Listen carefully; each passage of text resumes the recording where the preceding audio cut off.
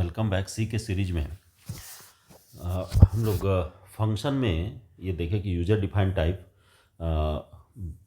कितने तरह के फंक्शंस होते हैं उसके बारे में देखा।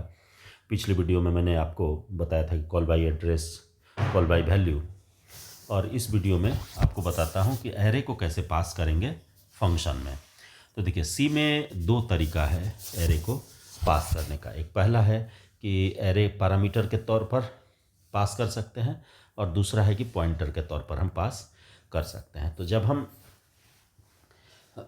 एरे को पास करेंगे एरे पैरामीटर के तौर पर, तो ये याद रखना है यहाँ पर कि जब हम फंक्शन को डिक्लेयर करेंगे तो उस केस में जो आर्गुमेंट का टाइप है वो एरे टाइप का डिक्लेयर होना चाहिए। और एक ले लिए इंटीजर बगल में, ये हो गया एरे के लिए, और ये हो गया उसके साइज के लिए। तो नॉर्मली मैंने एक लाइन उसमें लिख दिया था कि we can declare function parameter as an array and pass an array as actual argument. तो देखिए, मैंने एक फंक्शन बनाया डिस्प्ले, और डिस्प्ले में एरे टाइप ले लिया पैरामीटर और एक ले लिया एन, यानी कि टोटल नंबर ऑफ आर्गुमेंट के लिए। अब मेन में आया और एक एरे बना लिया ए नाम का, जिसका कि टोटल साइज है 100, और आई लूप चलाने के लिए वेरिएबल लिया, और एन जो है ये टोटल नंबर ऑफ एलिमेंट के लिए।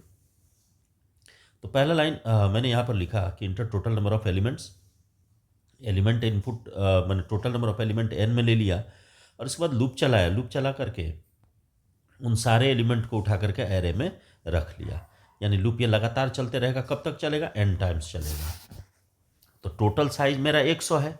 100 में से एन टर्म्स हमारा एलिमेंट जो है वो आकर के स्टोर हो गया।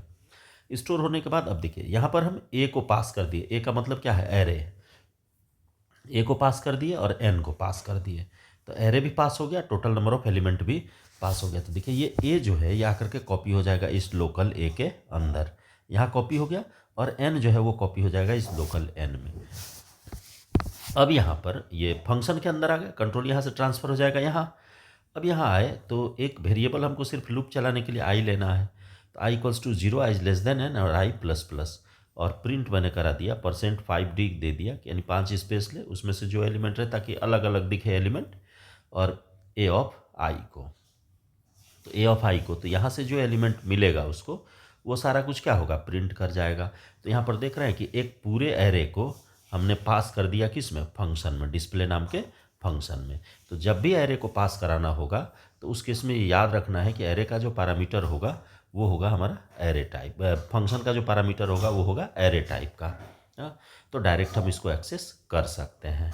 अब देखिए, अब इसी को यदि हम दूसरा इसका जो वे है कि with the help of pointer हम इसको यदि लेकर के चले, तो यहाँ पर आपको याद रखना है कि जो पैरामीटर का टाइप है वो पॉइंटर टाइप का होना चाहिए।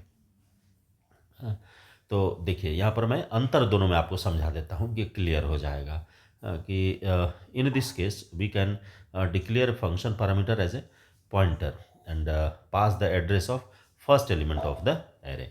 यहाँ पर मैंने सिर्फ नाम दिया, और यहाँ पर क्या करना है कि हम नाम भी देते तो भी वही होता कि एड्रेस पास करना है।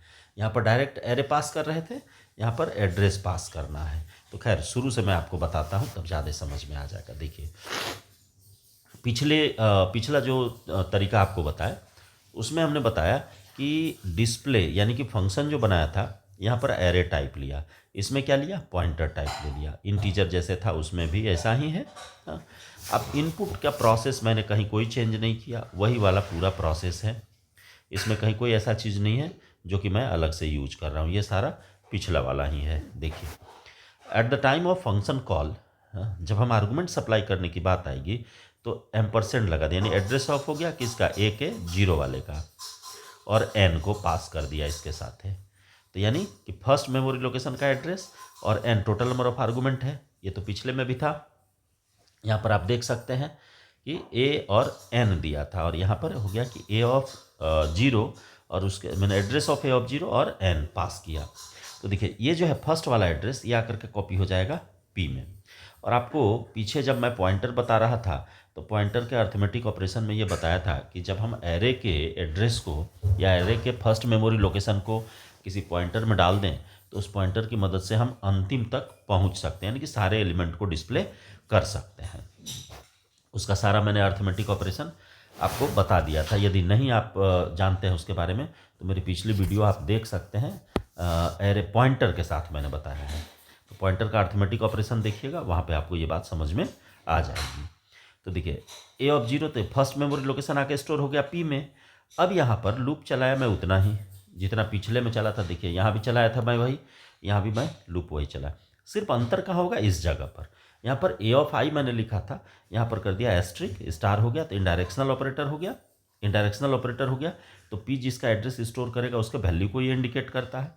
तो पी प्लस आई ये अर्थमेटिक ऑपरेशन है पॉइंटर में। तो यहाँ पर आकर के हर एक लोकेशन आई जो है वो हर एक लोकेशन को इंडिकेट करेगा। पी इंडिकेट करता है बेस एड्रेस और प्लस हो जाता है आई। तो आई का इसका फॉर्मूला आपको हम बता चुके हैं कि बेस एड्रेस प्लस यानी बेस एड्रेस के साथ बेस एड्रेस प्लस हो जाता है किसके साथ है, तो इंक्रीमेंट इनटू या इंक्रीमेंट या डिक्रीमेंट जो भी करे into size of data type. ये इसका फॉर्मूला चलता है। आपको मैं आप देखिएगा अर्थमेटिक ऑपरेशन जहाँ मैं पॉइंटर में बताया हूँ तो वहाँ पर ये मैंने क्लियर कर दिया है। तो वही सेम ऑपरेशन किया। तो ये एन टर्म्स तक हम यानी कि एरे के सारे एलिमेंट को आसानी से प्रिंट कर सकते हैं। तो ये दो टेक्निक मैंने आपको इसमें बताया। एक है कि एरे पैरामीटर के थ्रू और दूसरा हो गया कि हम पॉइंटर के थ्रू भी एरे को पास कर सकते हैं। ठीक है, तो इस वीडियो में इतना ही, मिलते हैं अगली वीडियो में।